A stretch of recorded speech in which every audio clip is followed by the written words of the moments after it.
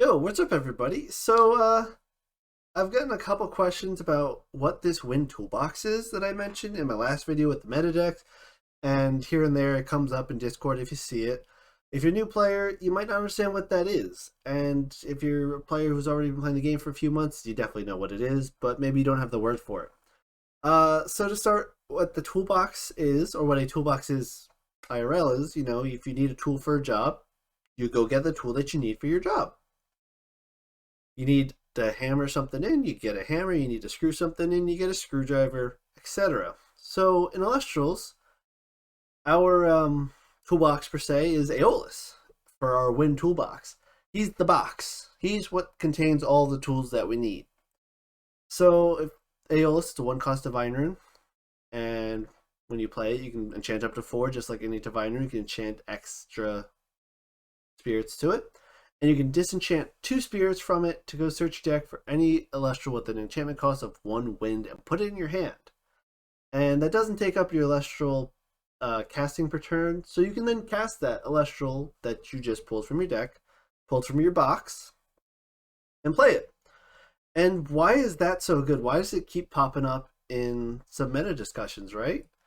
So let's go take a look at what our tools are, right? So a simple tool, we have Nimbug. Nimbug's a tool to get us to Sirikun, which gets us out to Stratamoth really fast. That's an okay tool. Maybe you use it to try to rush out your opponent. It gets spicy though when we look at some of the other tools. Like, I need a tool to deal with my opponent's back row. I'm going to get P-Gust.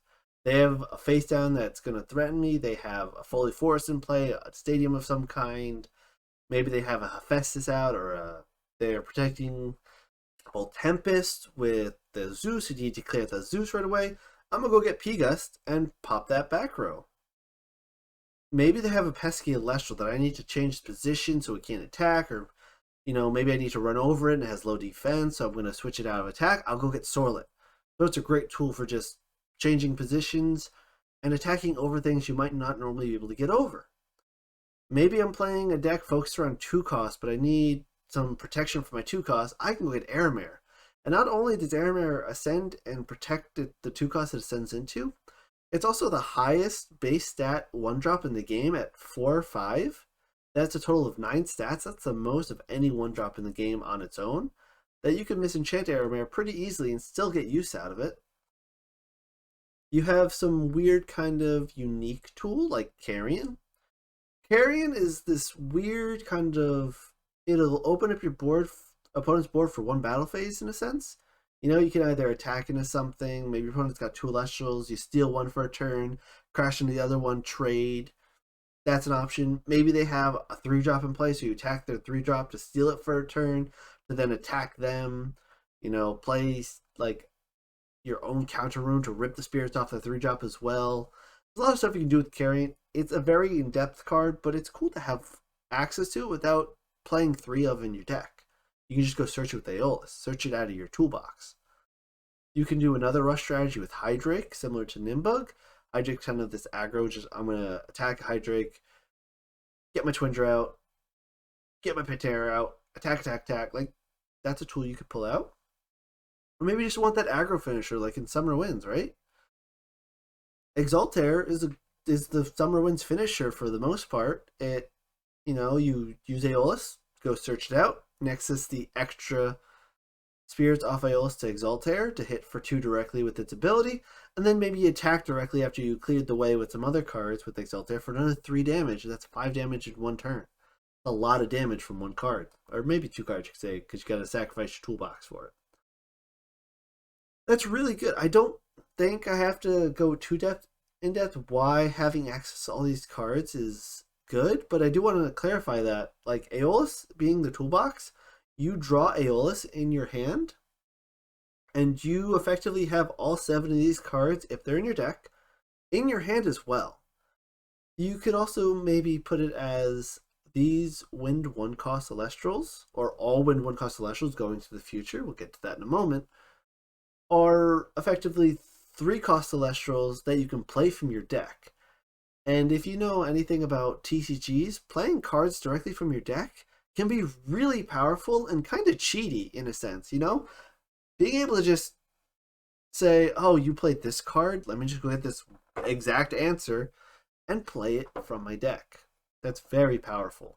Again, you need to deal with the back row, you get Pigas. You need to deal with the front row, you get Sorlet. There's having those options is really powerful, and it's why I think going into my last video, Summer Winds having a Wind Toolbox is a huge pro, while Tempest having access to the Wind Toolbox is a huge pro, especially in a kind of control-y deck where you can play slower and pick up one answer at a time and find the perfect answer is very good.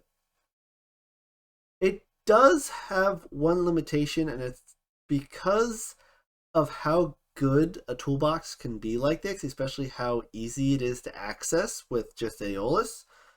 We've had to already, during playtesting, we've already had people complain that Aeolus is too strong. Now, let's look back at Aeolus and why the Wind Toolbox might be a little bit problematic going forward to the future.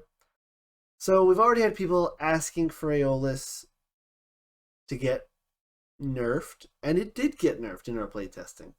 So the early playtesting version of Aeolus was everything here was the same, except it required us to disenchant only one wind to play it, or to use its ability, not to play it. So that made it effectively, over the course of 4 turns, find your perfect answer, find your perfect answer, find your perfect answer, find your perfect answer for only 4 cost.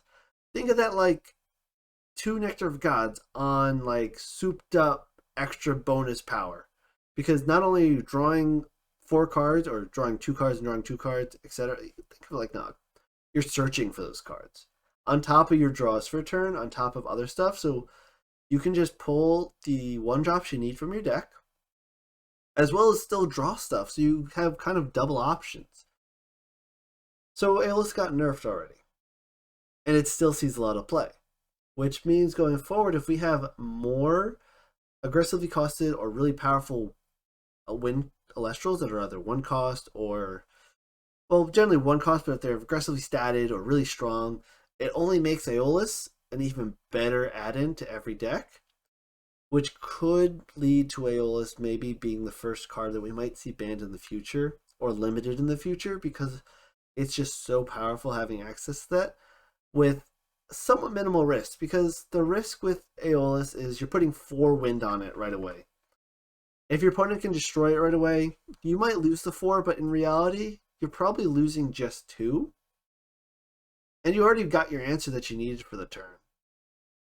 So Aeolus might be a problematic card in the future, or it might limit the space that the Wind 1-drops get in the future. We'll have to see, and that's kind of the future problem. But overall, it's an interesting toolbox to have. And it's a very strong, like, you could play pretty much mono wind toolbox strategy. It's not the greatest on its own, but it's probably one of the best support packages, or even if it's your primary playstyle is using the winds package, maybe add some earth in there for earthquakes and stuff and play this like toolbox control deck. That's a reasonable deck idea, and that's mostly because the wind toolbox is just so consistent. It's just, I have these 7 cards in my deck. I have this card that can pull them all out whenever I need to, and I'll get them as I go. It's very good. So that's the Wind Toolbox. I hope something in here helped you, or you learned something a little bit. Those are my thoughts on it. And I hope you learned something and go make a deck with the Wind Toolbox. See where it goes. Maybe we'll see some more Toolbox cards and other elements in the future sets. Who knows? But if you stuck around, thanks for sticking around, and just toss a little like, subscribe, etc. wherever those buttons are on the screen. I appreciate all your guys' support, and I'll see you in the next video. You guys have a great one. Bye.